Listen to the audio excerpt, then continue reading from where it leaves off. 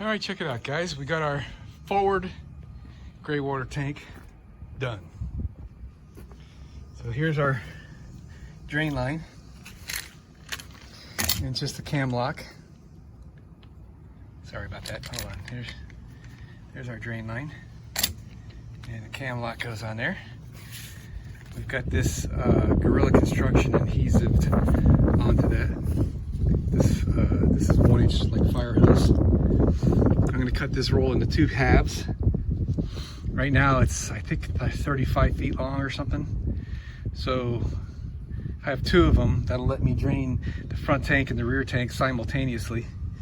Or if I need the length, I can hook them together. I got more connectors. Actually, they just got delivered today. I think this is them. Not sure what this is. No, this is not them. I don't even know what this is. Let's check it out.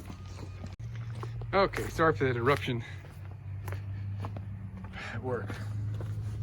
All right, so let me show you what we got going on here. So here's our drain valve. I decided to use a 1-inch cam lock. It's only a 35-gallon tank. We're only talking gray water. I think it's going to be fine. If I find out that 1 inch is not going to be sufficient, I can upgrade the size of this, no problem. We've got the 1-inch cam lock stuff here and plenty of hose. I forgot where I left off of my other video. Let me show you. This is some pretty cool stuff, man. This really came out great. So I did 1.5 inch spin weld on threaded fittings to go into the tank for this, as well as where the sink connects to. So I've got 1.5 inch pipe here, so we can upgrade to 1.5 inch for the ball valve and the rest of this. But let me show you how this worked out. This is really just very lucky, man. Better be lucky than good, right? So this is an 1.5 to 1.25 inch Band-Aid clamp that I had, and it just happens to fit perfectly on the outside diameter of this 1-inch ball valve. So it gives me a flexible connection here. All of it is flexible. So if I hit something here, I got less of a chance of damaging the tank, is the way I was kind of trying to make this happen. So for mounting this, I just took a piece of 1/8 inch sheet metal and made this little bracket and bolted it on. That's all there is to it. All right, so that's a done deal. The cam lock will just snap on there like so, and away she goes. And this is just reachable from a squatting position out here, so I don't have to have another door or something on the side of the bus. I'm not too happy about this being like the low point here for hitting stuff, but we'll see how that goes. Now let me scoot under and I'll show you the rest. All right, so here's another 1.5 inch. This is the sink drain that's going to fill the tank. Now we're a little bit below the top here, but that's fine. That's going to flow just fine. We got this coming through here. I installed this mud flap, something I've been wanting to do for a while, to protect the road spray and gravel, whatever, from hitting my air conditioners. So we took advantage of doing that, and it also is a support for the pipe here. Okay, so that worked out great. And what's even better is this mud flap was a free giveaway. So we got the mud flap bolted in at the top. There was already a hole in the steel, but right over here for that. The hole down there, that was tough. Had to use a 90-degree drill to get in there. So this is running up to the level of the floor, and I got another one of these hose clamp band-aids here, so this pipe can be removed in a matter of seconds by loosening up one of those and loosening up this guy, and this pipe will slide right out of here if I need to for servicing the air conditioner. The pipe that's going across from here over, there's another 90 on the other side. I use Gorilla Construction adhesive. That's permanently attached into the bus. It's caulked at the bottom, and it's also caulked inside the bus. I don't know if I can show you that. Let's see what I can do here. Yeah, there it is right there. That's the underneath side. And that's quite well sealed. All right, I'll go and show you what's on the inside of the bus in a minute, but I got one more tube to show you here underneath the bus. Correction, I guess that's 2. So this tank needs to have an air vent. Hold on, sorry about that. So when we drain, it can draw air in, and also while we're using it, we won't suck the fluid out of our trap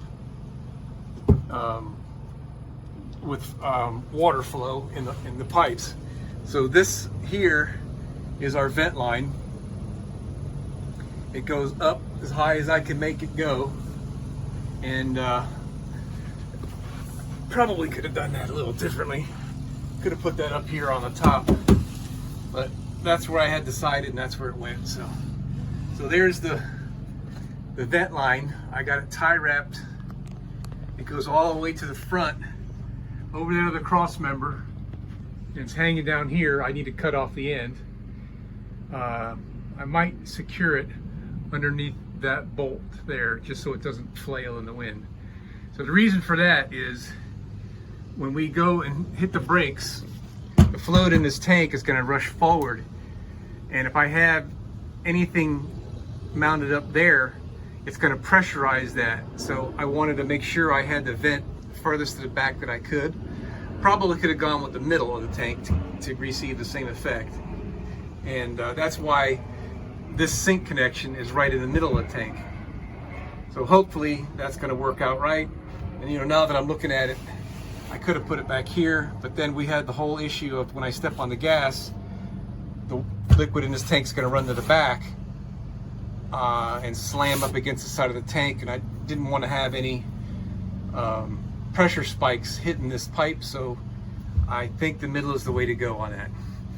And lastly, we got a connection here on the top. That's a 1-inch spin weld fitting there. So all the fittings you can just unscrew from the tank. And I'm using garden hose connections on these small lines. And this is where the urine is going to come from the Nature's Head at the back of the bus.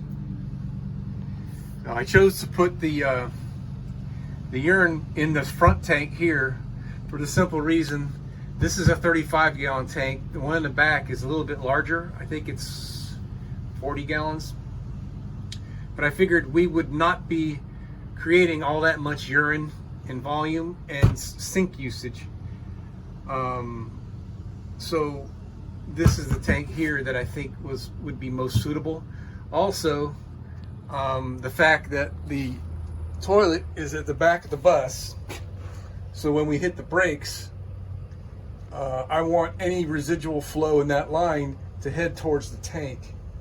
The other tank I've got in the back is rear of the toilet, and I don't want to run the risk of a bunch of urine coming up like a volcano in the bathroom there. So we're going to be running that line down the whole length of the bus in this space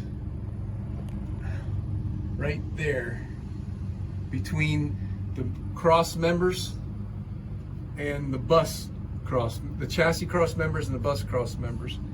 And there's those holes all the way down the line. Every one of the cross member has those holes, so we'll be able to tie wrap that hose to there.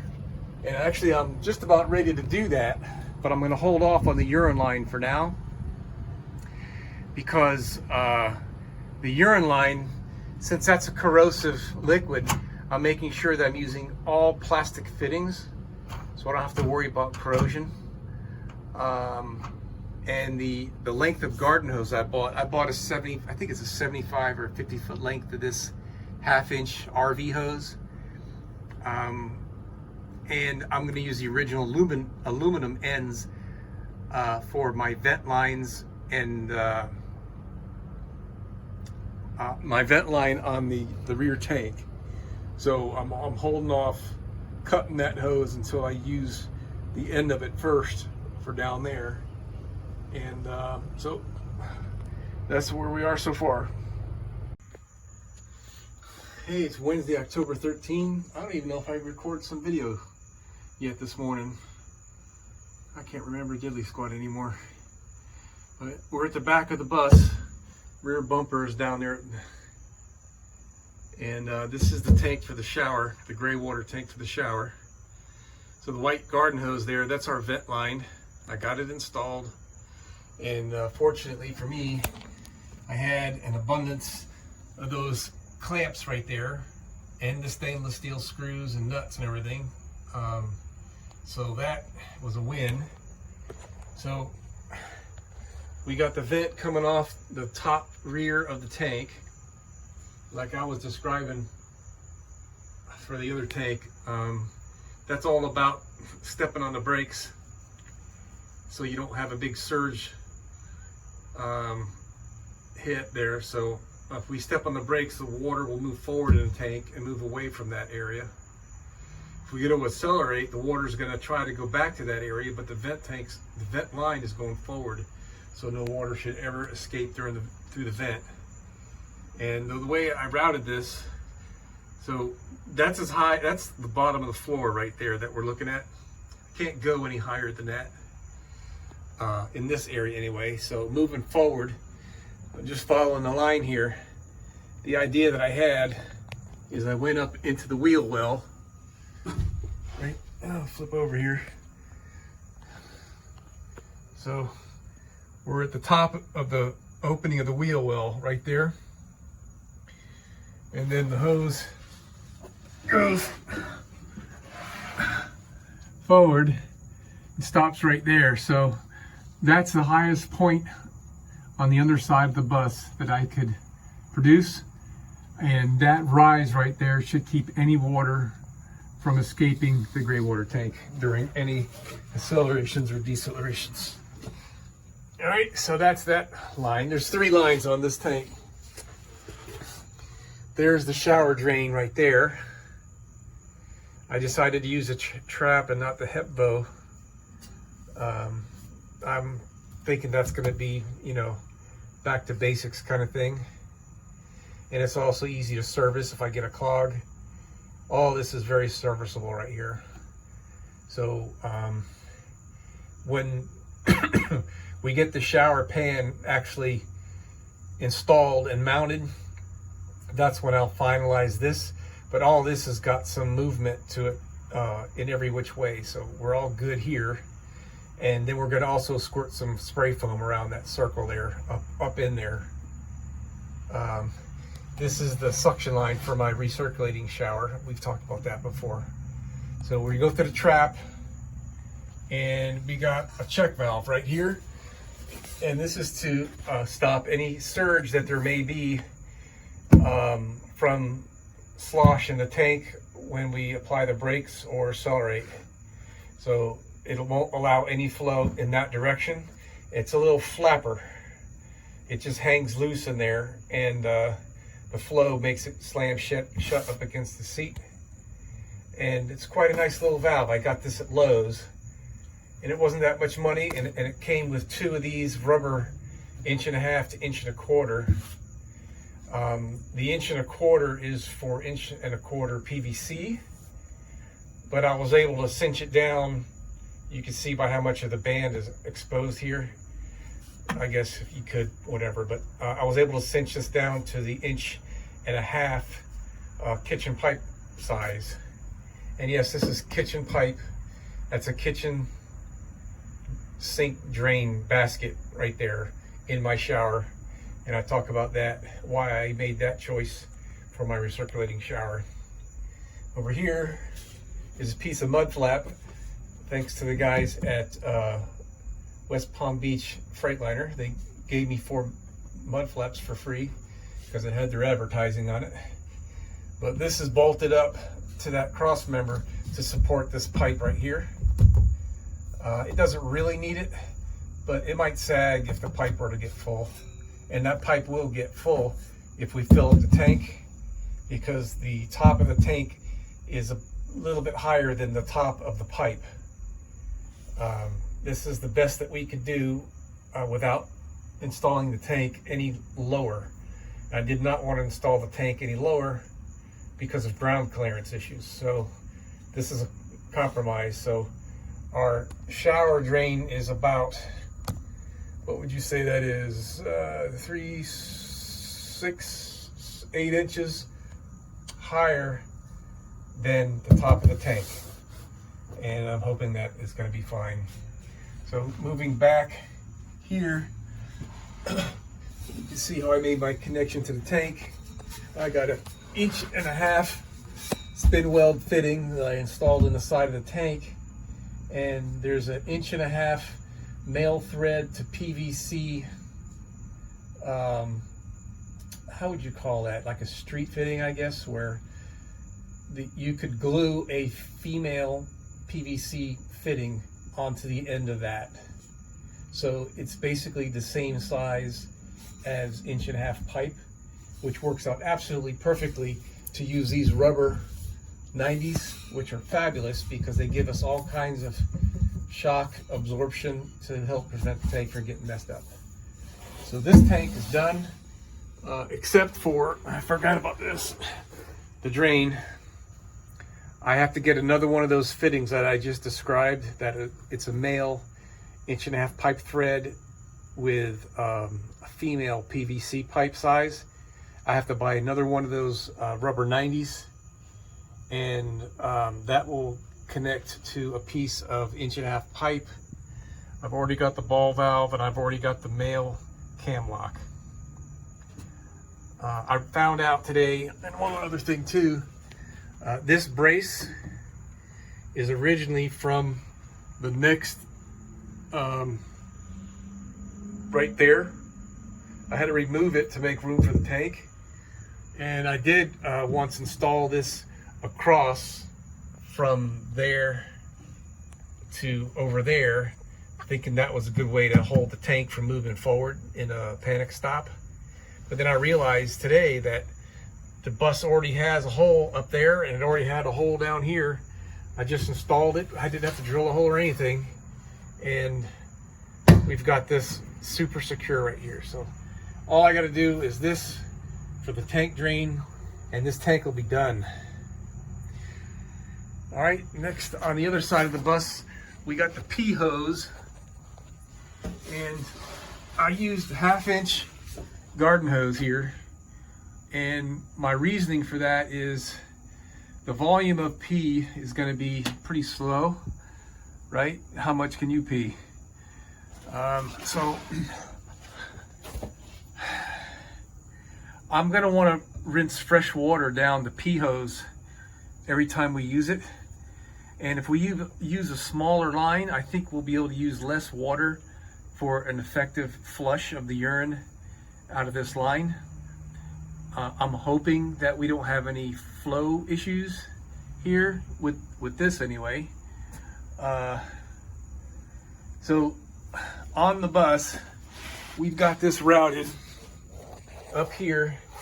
It's clamped with those clamps every other brace or so, or where it wouldn't sit on something. It goes all the way up the length of the bus into the area where the forward tank is. And so the bus has a natural slope. It's a little bit higher in the back. So I'm thinking that's going to help us with flow to the tank. Panic stops are not going to cause any surges. They'll only aid in moving the flow back to the, or forward up to the tank. So I think and hope that this 1/2 inch line is going to do what it needs to do. You see I got it clamped there. We got it clamped here. And it's about every 1.5 or 2 feet all the way up the bus. And that's looking great. So over here on the other side of the frame rail is where the toilet's going to be. So I'm going to need to have a trap here to keep fumes from working their way back up into the Nature's Head drain line. So what I'm going to do is I'm just going to use this hose and let it droop down before it goes up through the floor. Now I've got all the fittings and everything I need to go through the floor. I'm not going to do that yet until the little woman and I go up on inside and determine exactly where we want the nature's head to be installed. And then we're going to drill this and connect the pee hose, and we'll finally be able to take a pee in the bus. So that's my adventures for today. It's about 7:45 in the evening, and I've been at this all freaking day long.